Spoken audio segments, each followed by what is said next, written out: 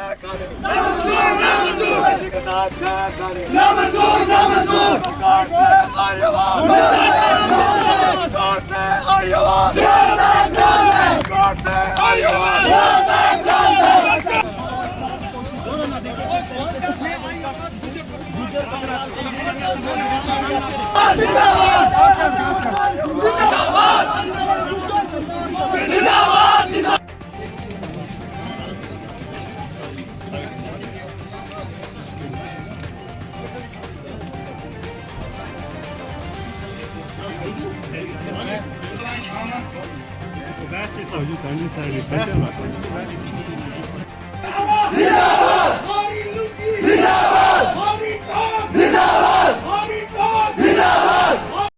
हमारे मुंह की तरफ कोई आंख हटा के देखेगा, हम अपने घर बार और जान को लौटाने के लिए तैयार है ना सारे लोग? इंशाअल्लाह।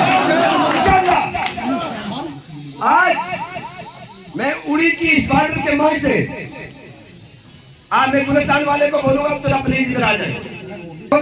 साहब, होम मिनिस्टर ऑफ इंडिया को बताना चाहता हूं, होम मिनिस्टर साहब, अगर जम्मू कश्मीर के अंदर शेड्यूल ट्राइब का 30 साल में अगर इस पसमानदा कौम को फायदा नहीं मिला, वो खाली नेशनल कॉन्फ्रेंस के जालिमों की वजह से नहीं मिला, क्योंकि उन लोगों ने हमें पढ़ने नहीं दिया, डॉक्यूमेंट छोड़ा हम लोगों को। सबसे पहले तो मैं आपका, जितने भी लोग यहाँ आए, मैं आपका तहे दिल से शुक्रिया अदा करता हूँ कि आप लोगों ने यहाँ पे अपना कीमती वक्त निकाल के और इस पसमानदा गरीब और मजलूम कौम की आवाज़ जो आज यहाँ पे हमारे नौजवानों ने उठाई और आपने कवर करने की कोशिश की, उसके लिए मैं आपका शुक्रिया अदा करता हूँ। और दूसरी बात मैं ये आपको बताना चाहता हूँ कि आज का जो प्रोग्राम था, रियासत जम्मू कश्मीर के अंदर गुज्जर और बकरवाल कम्युनिटी पिछले 2 साल से एक बड़ी परेशानी में है, रोडों पे है।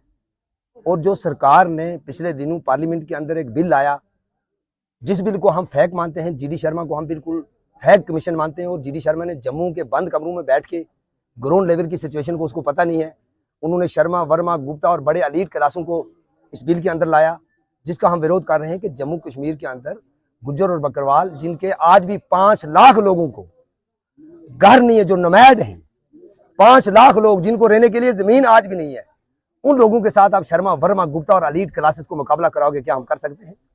भाई साहब, उनके पहाड़ी कम्युनिटी के आम लोगों की परेशानी ये नहीं है। पहाड़ी कम्युनिटी के आम लोगों को पीएसपी में 4% मिल रहा था, उसमें एएलसी में 2% मिल रहा था, बैकबोर्ड में मिल रहा था, बाकी चीजों में कोई कम से कम वो 20-25% जो रिजर्वेशन है वो एंजॉय कर रहे थे। लेकिन आम लोगों को नहीं पता होता है असल में नुकसान हो रहा है जो पॉलिटिकल रिजर्वेशन हो रही है, जो पुणे से रजौरी में हुई और पुणे रजौरी से आग लगी। मैं सरकार से कहता हूं कि पॉलिटिकल रिजर्वेशन आप वापस ले जाइए, और उसी रिजर्वेशन की वजह से उन लोगों ने ये तूफान गुज्जर और पहाड़ी के बीच में लाया। लेकिन उड़ी की मैं आपको ये बताता हूं कि उड़ी में हम गुज्जर और पहाड़ी भाई भाई हैं, वो अपने हक की हकूक की लड़ाई लड़ रहे हैं, वो लड़ते रहे, हम अपने हकूक की लड़ाई लड़ेंगे। बाकी हम आपस में भाई भाई हैं, भाईचारे से रहे, प्यार से रहे, अमन से रहे। जिस तरह हम एक दूसरे के दोस्त हैं, भाई हैं, खाते हैं पीते हैं, वैसे खाते पीते रहेंगे। लेकिन अपने हकूक की लड़ाई रफीक बलोच भी लड़ेगा, वो नामदा का सजाद शेख भी लड़ेगा, जावेद मीर भी लड़ेगा, कमल को हकूक की लड़ाई हम दोनों लड़ेंगे, और भाईचारा हमारा आपस में एक जैसा रहेगा। थैंक यू, शुक्रिया। प्रोग्राम के हवाले से बताइए। देखिए, मैं तमाम मीडिया भाइयों का शुक्रगुजार हूं कि आप दूर दराज इलाका उड़ी में आए और आपने आके एक ऐसी कम्युनिटी की आवाज़ बने। आज आप देख रहे हैं कि पिछले कई दिनों से जम्मू कश्मीर की तीसरी बड़ी आबादी गुज्जर बकरवाल का नौजवान रोडों पे है। वो इसलिए है कि जो सरकार ने एक कमीशन बनाया और उसकी बेस पे एक एसटी अमेंडमेंट बिल पार्लियामेंट में इंट्रोड्यूस की गई, उसके विरोध में वो इसलिए कि उस बिल में उस कमीशन ने एलीट क्लास को ऐड किया था, जिसमें वर्मा है, शर्मा, गुप्ता, महाजन, राजा महाराजा या ठाकर वगैरह को किया गया है, जो कहीं दूर तक जिनका ट्राइबल के साथ कोई रिश्ता नहीं था। और ये जो हमें ट्राइबल यानी एसटी स्टेटस मिला है, ये विरासत में नहीं मिला, हम लोग इसके लिए डिजर्व करते थे।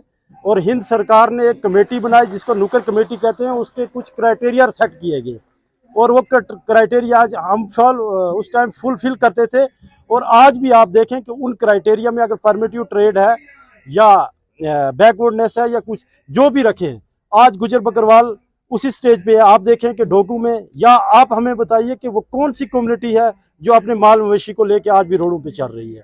अगर एसटी स्टेटस में किसी भी किस्म का डाइल्यूशन किया गया था। उड़ी के नौजवानों ने आज एक मैसेज सरकार तक पहुंचानी थी कि उड़ी से लेके हम यहाँ से लेके दिल्ली तक अपने हकूक की लड़ाई हिंदुस्तान आइन के तहत लड़ेंगे। सर आप ये बोलिए, पहाड़ियों का जलसा किसके लिए था? पार्टी के लिए उनको कौन सी रिजर्वेशन मिल गई?